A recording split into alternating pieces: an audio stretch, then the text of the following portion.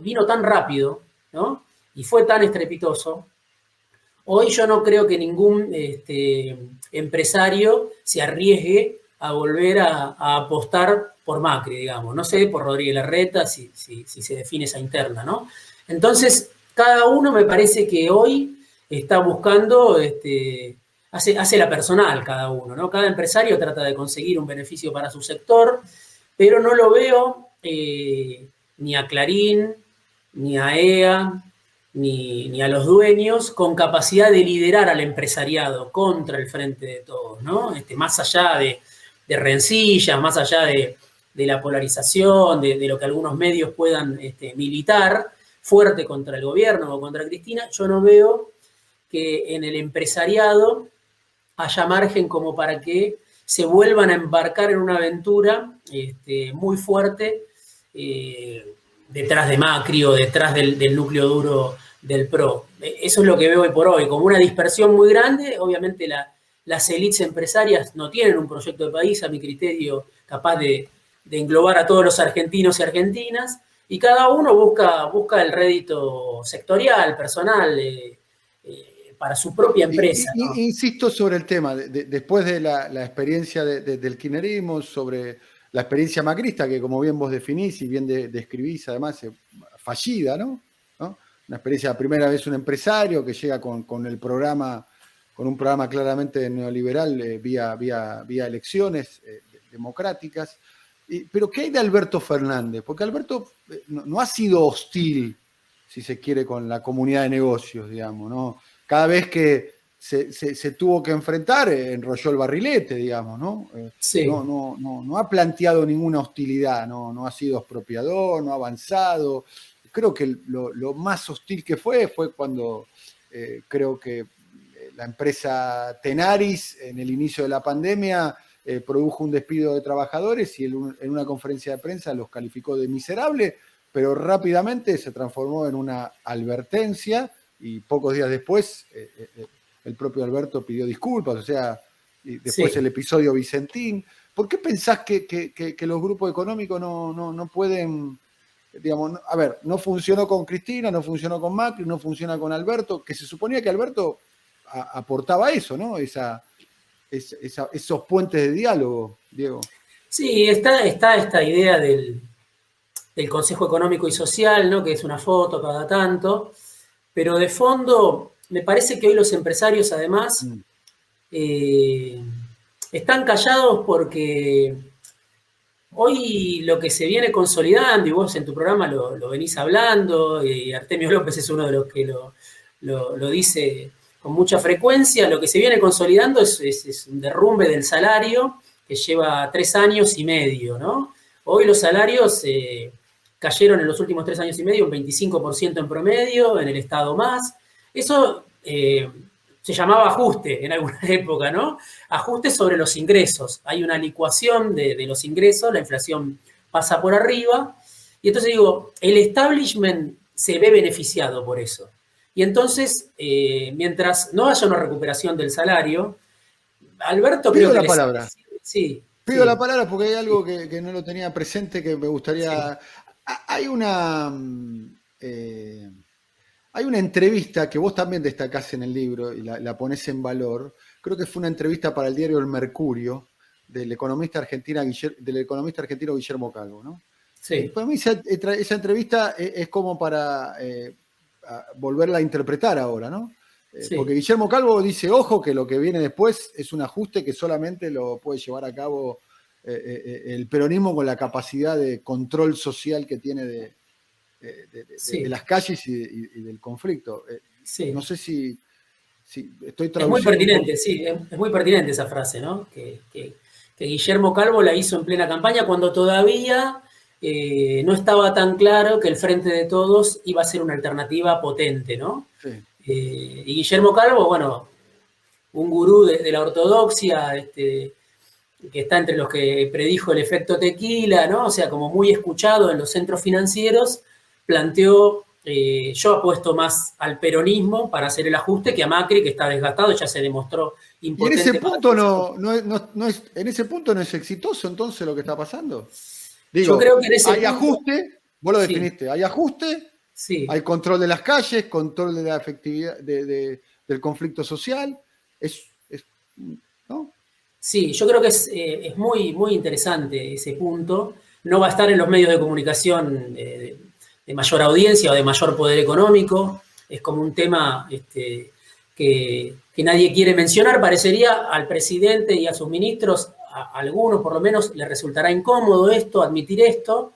Admitir Y que, admitir que hay una reducción del salario, ¿no? Que hoy yo lo digo y lo escribo como puedo y trato de expresarlo, y no soy el único, obviamente, la pandemia deja ganadores y perdedores. No es cierto que la pandemia nos afecta a todos por igual, ¿no? La pandemia sirvió para frustrar un proceso muy incipiente de recuperación del salario que se dio durante los dos o tres primeros meses del gobierno de Alberto, ¿no? Eh, diciembre, enero, febrero, marzo, y de ahí para acá el salario empezó a caer, perdieron los salarios contra la inflación en 2018 por goleada, perdieron en 2019, perdieron por poco en 2020 y están perdiendo feo en este pido. 2021. Sí. Vuelvo a pedir, según dichos del propio presidente de la Nación, según dichos de Santiago Cafiero, según dichos de Martín Guzmán, este año los salarios le van a ganar a la inflación.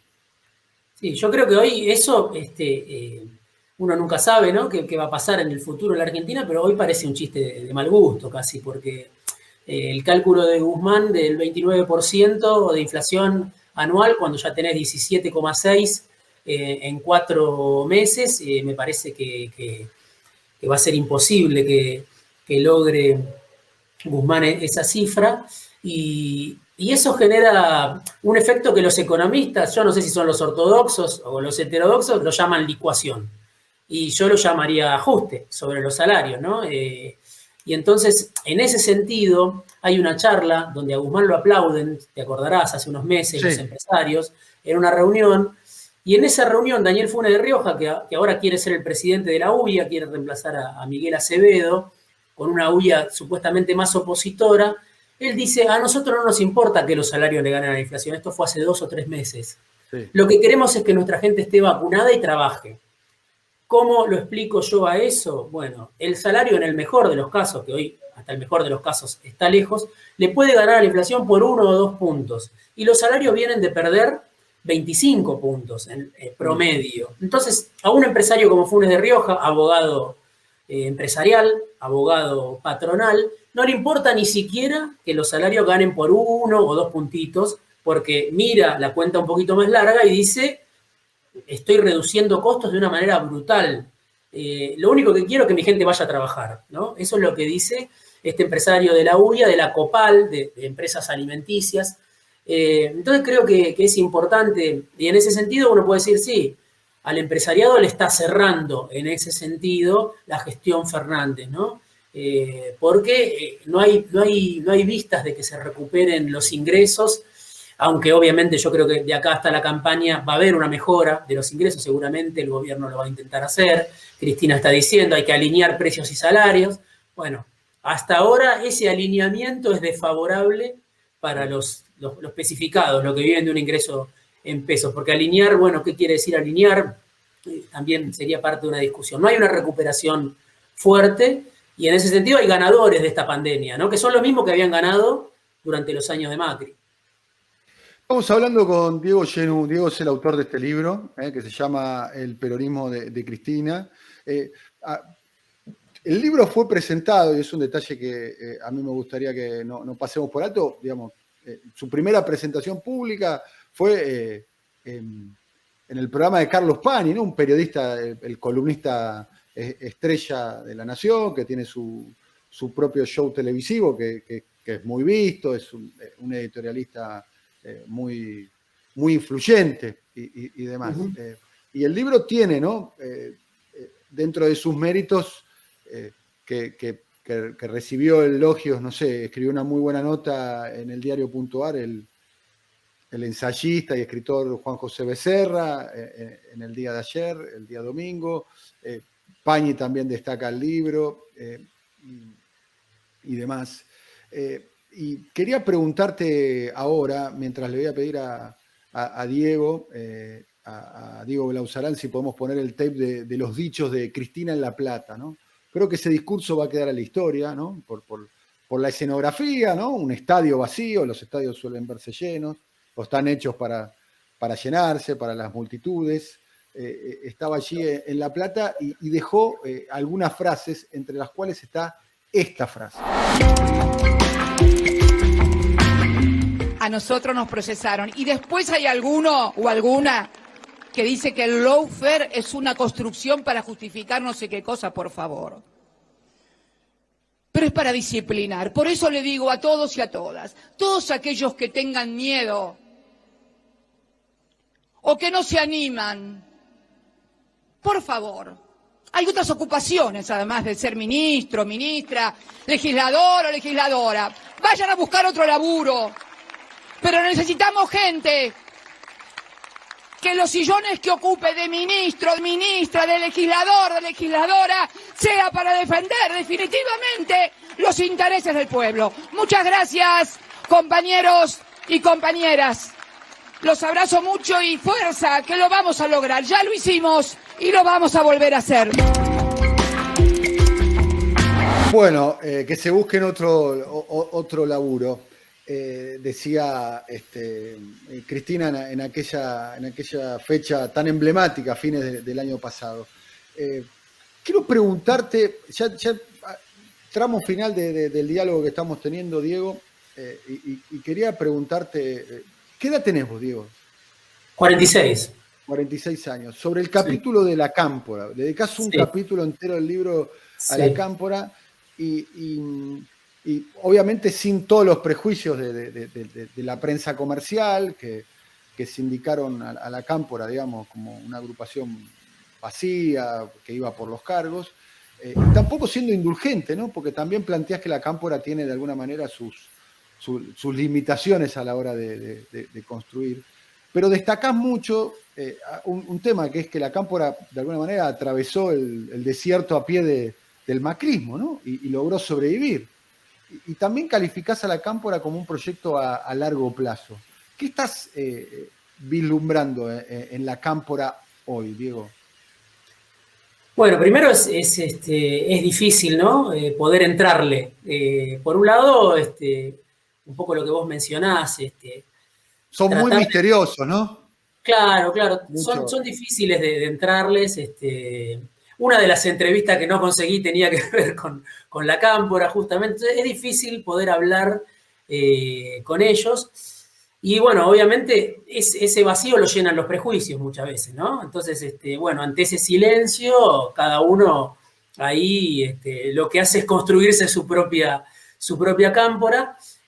Por suerte tengo relación con muchos de los integrantes o con algunos de los integrantes de la organización y fui armando, me parecía central, creo que es un actor central de la política, central del Frente de Todos, y me parecía central darle un capítulo. Yo lo que vislumbro es que es una agrupación que obviamente creció en todos los sentidos, que la prueba ácida de la intemperie durante los años del macrismo creo que la mejoró como agrupación, ¿no? Porque sí, porque había sido construido, y yo creo que ellos lo reconocen, alguna entrevista que hice con el Cuervo Larroque, él mismo un poco lo dice, o sea, había sido alumbrada desde el poder la organización, ¿no? Por Néstor, por Cristina, era la agrupación de los hijos del poder, guste o no, más allá de que muchos tenían una militancia previa, se encontraron con un poder